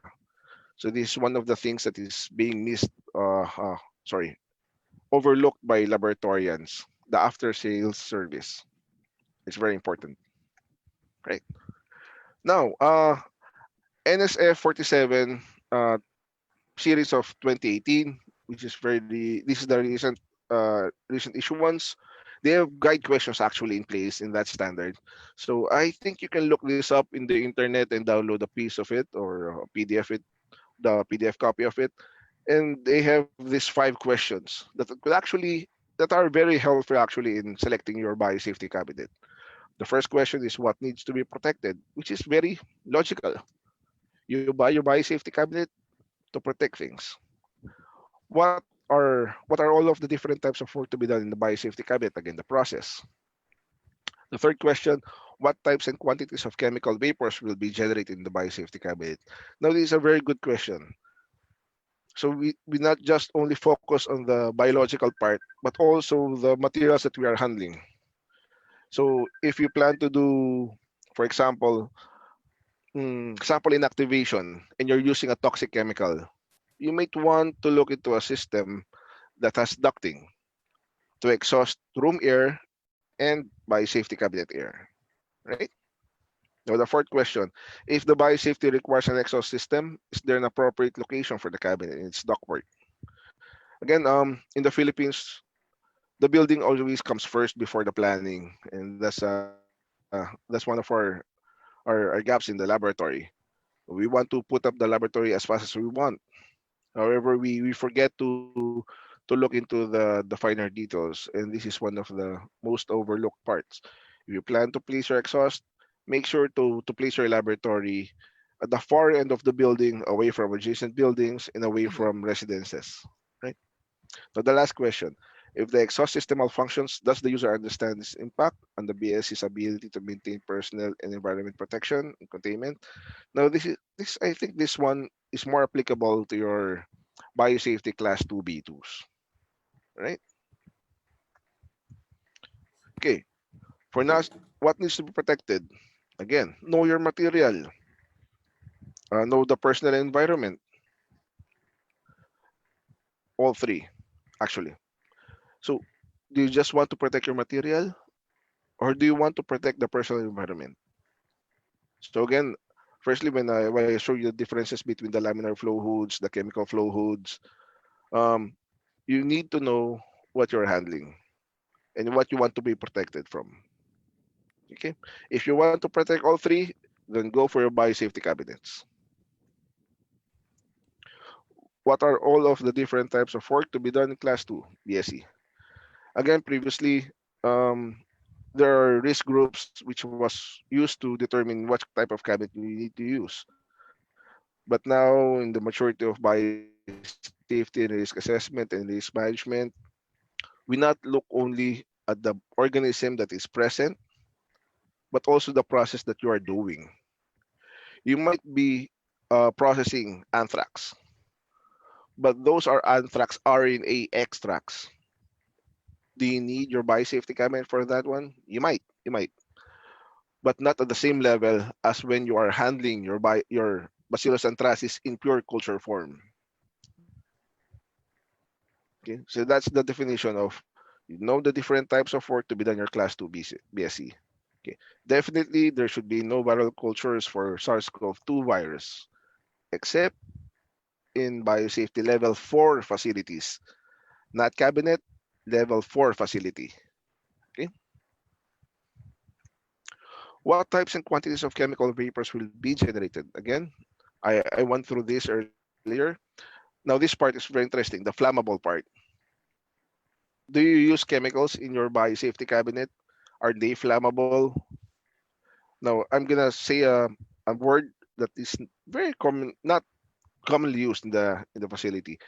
Are your biosafety cabinets intrinsically safe to be used with flammables?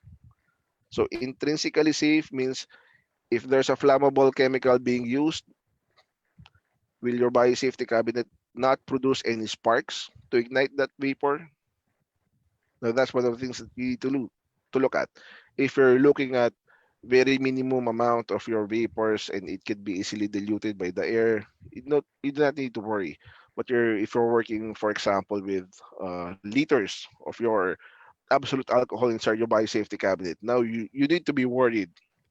Um, Di ba minsan nag-ground nga kayo sa static. So that's one of the things that you need to look at. The static energy. Um, are your sockets safe? Won't they produce sparks? Okay. And of course, the corrosive chemicals.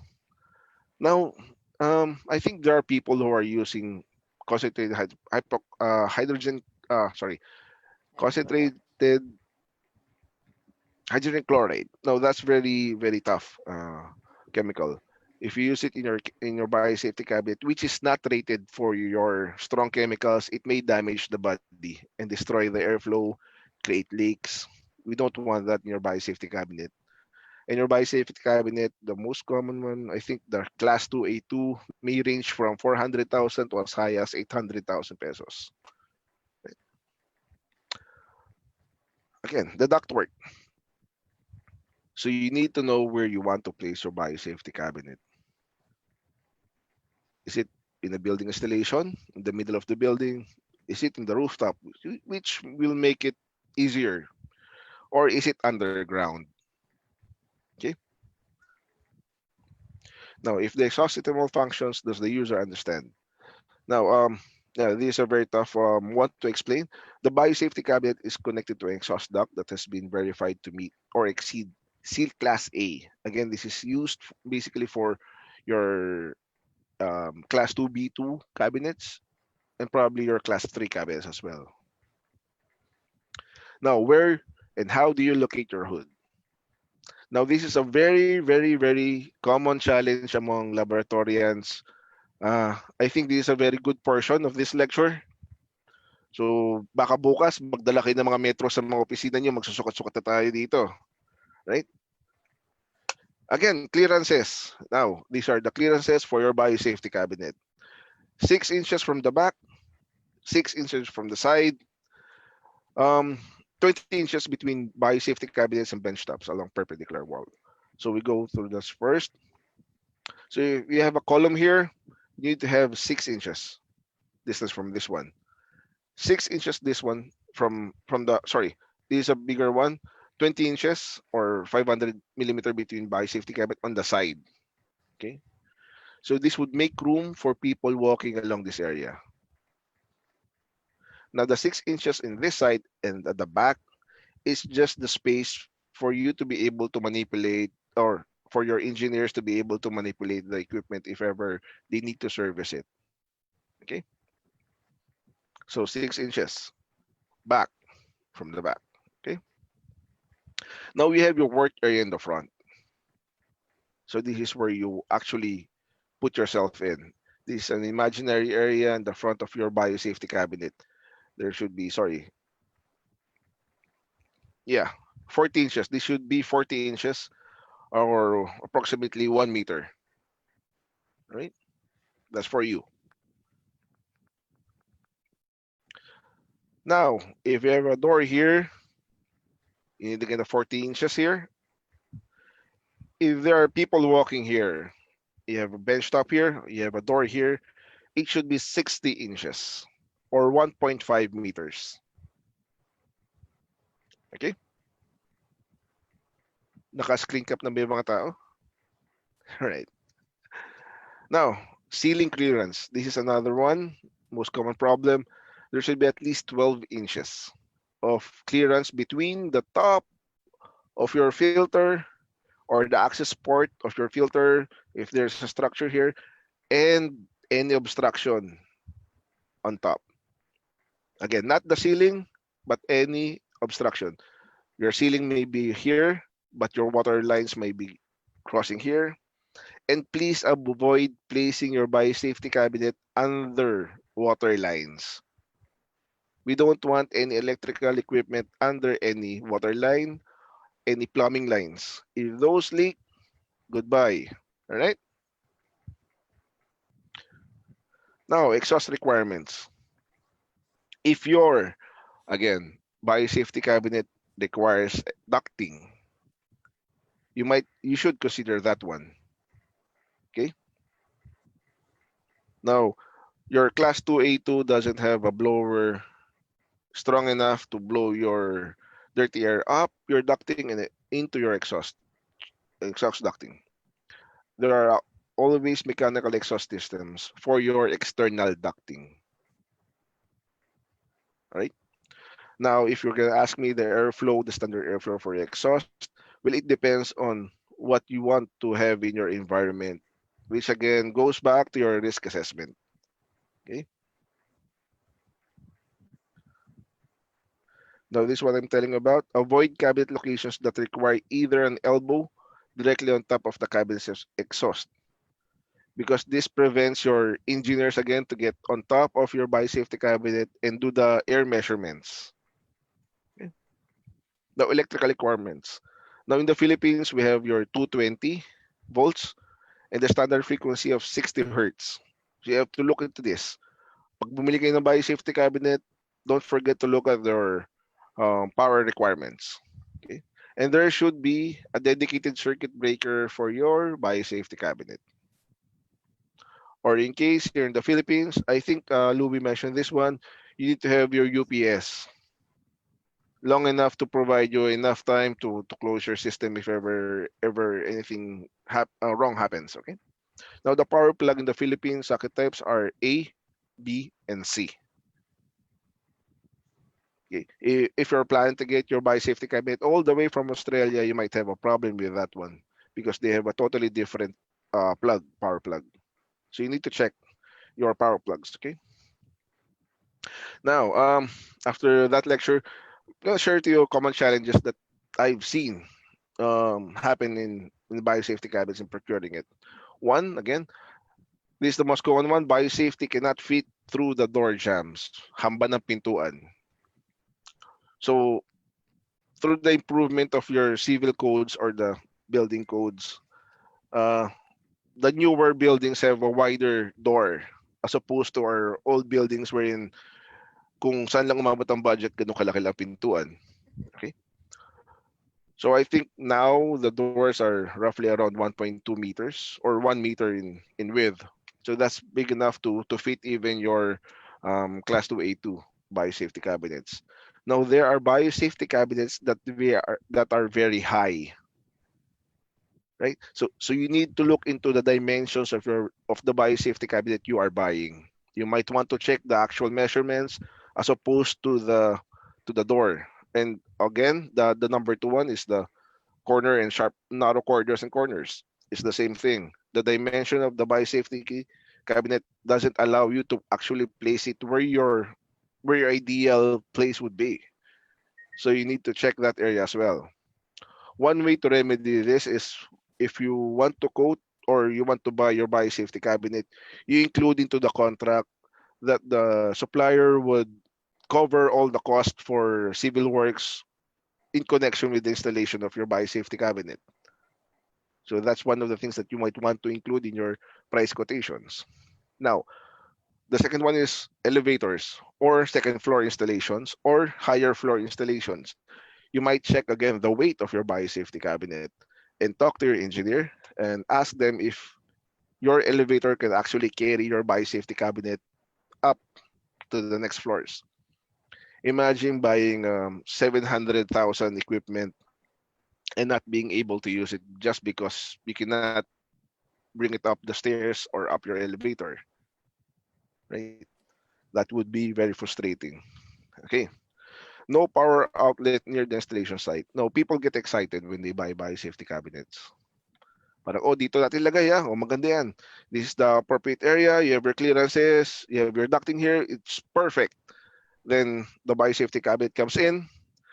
Then the supplier would tell you, sir, saan pati sasaksak yan?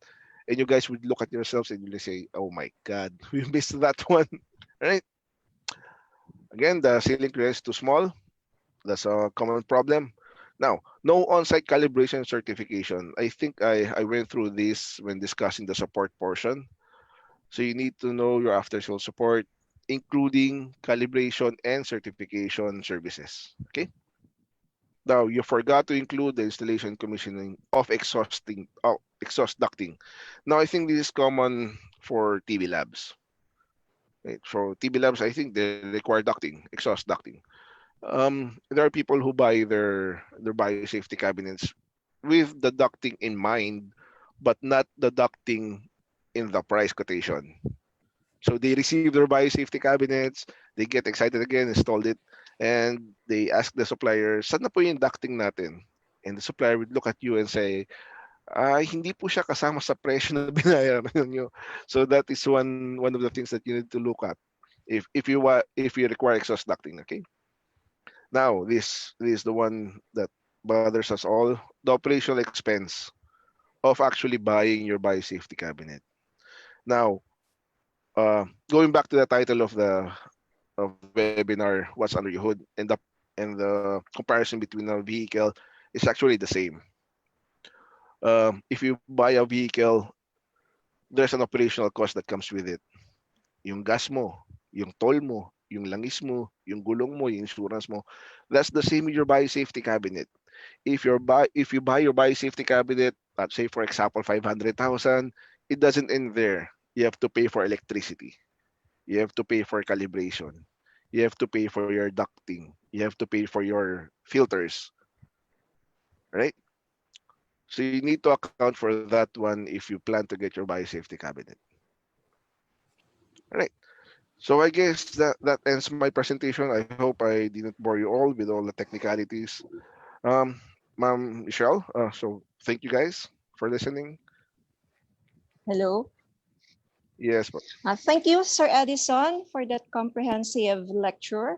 I hope our colleagues will be able to apply and share this knowledge in their own laboratory. So we have a question here, Sir Edison, sorry. Yes, ma'am.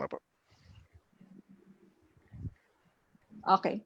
How would we know if the airflow is functioning well? That's one of the things that Mr. Louis said. You need to get your biosafety cabinet calibrated and certified.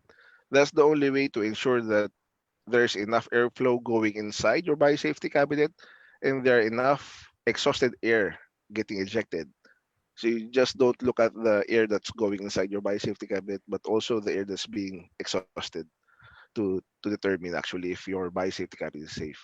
Now, they have a crude way of testing it. Since we're into the protection of personnel, you can do the smoke test. A smoke test is simply just lighting up a piece of paper and blowing it off para may usok. Then you check if the smoke goes in your biosafety cabinet, it doesn't go out. Pwede ka rin gumamit ng katol.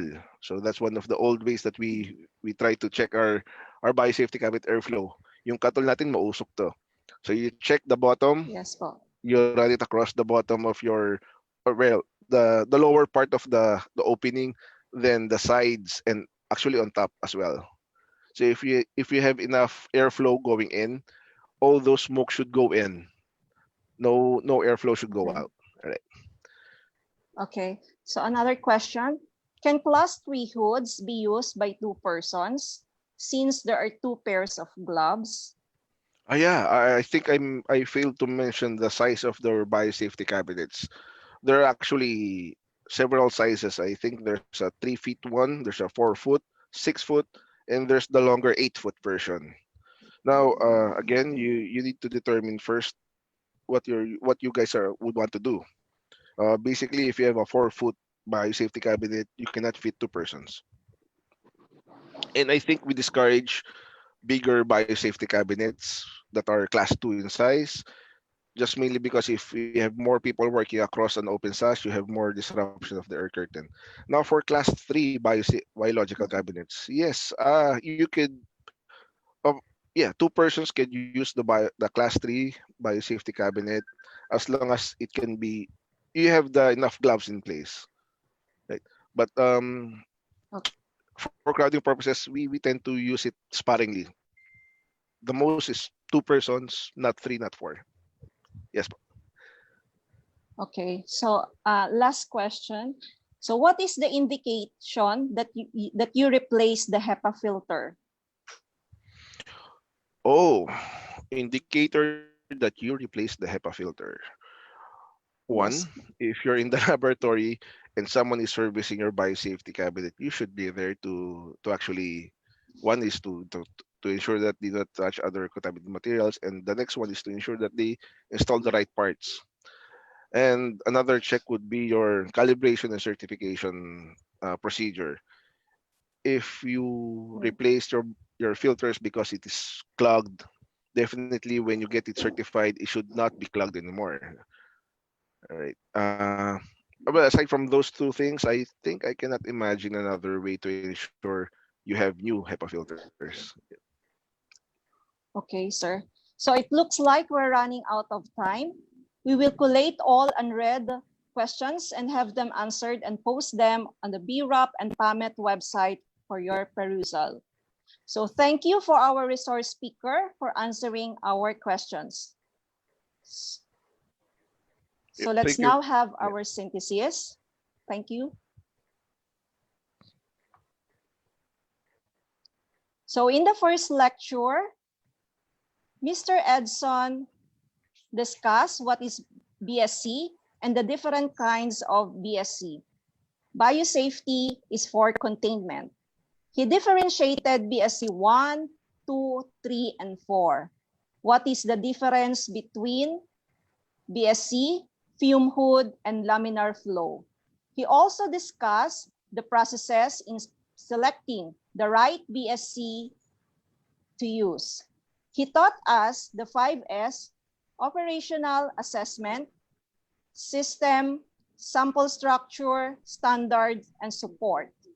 Engineering controls, administrative controls, work practices, personnel for risk assessment.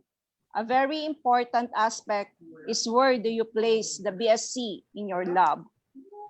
On the second lecture, Sir Louis focused on the proper procedure and best practices whenever we are working in a biosafety cabinet, as well as the things that to be considered before using a BSC. He also discussed the BSC failure response procedure in case of untoward incident happen. These procedures must be properly followed by all personnel working in a biosafety cabinet to prevent aerosol exposures and laboratory acquired infections.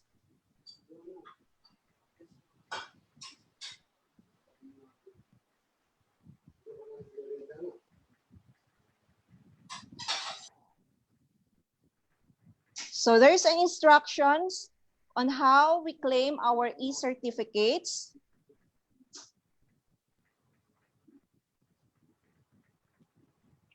So you must answer the webinar post-evaluation and post-test using the links to be flashed in the succeeding slides. So the link to the post-evaluation and post-test is limited to virtual participants admitted to our online platform. So double check your email address and full name before submitting your post-test. So you need to garner at least 60% score in the post-test to merit an e-certificate with a single attempt. The e-certificate will be sent to your registered email address.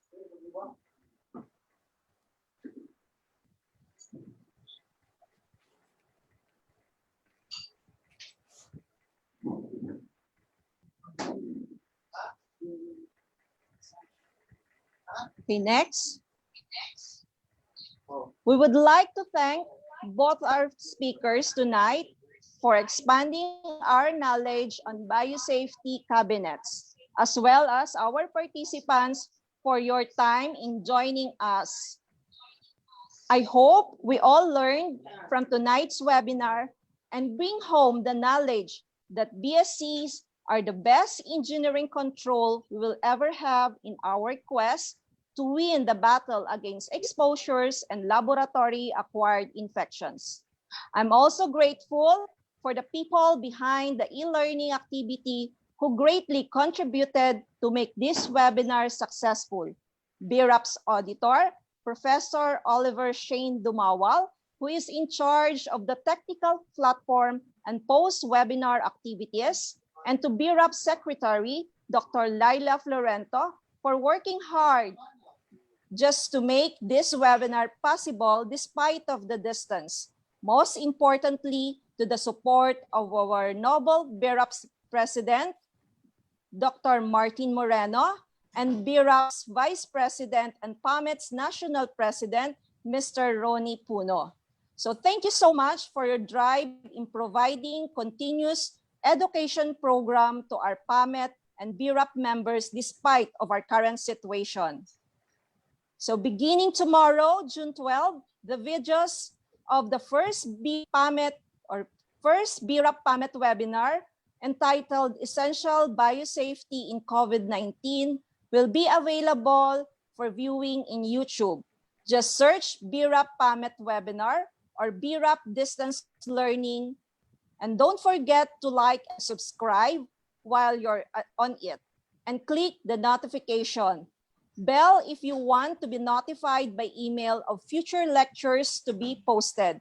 This is another way of BRAPs bring you to a new knowledge and updated. Thank you everyone, and hope you will join us in our next webinar. Good night and good luck on your post-test. Be safe and biosafe everyone. This is Ella, BRAP's Assistant Treasurer and tonight's moderator, signing off.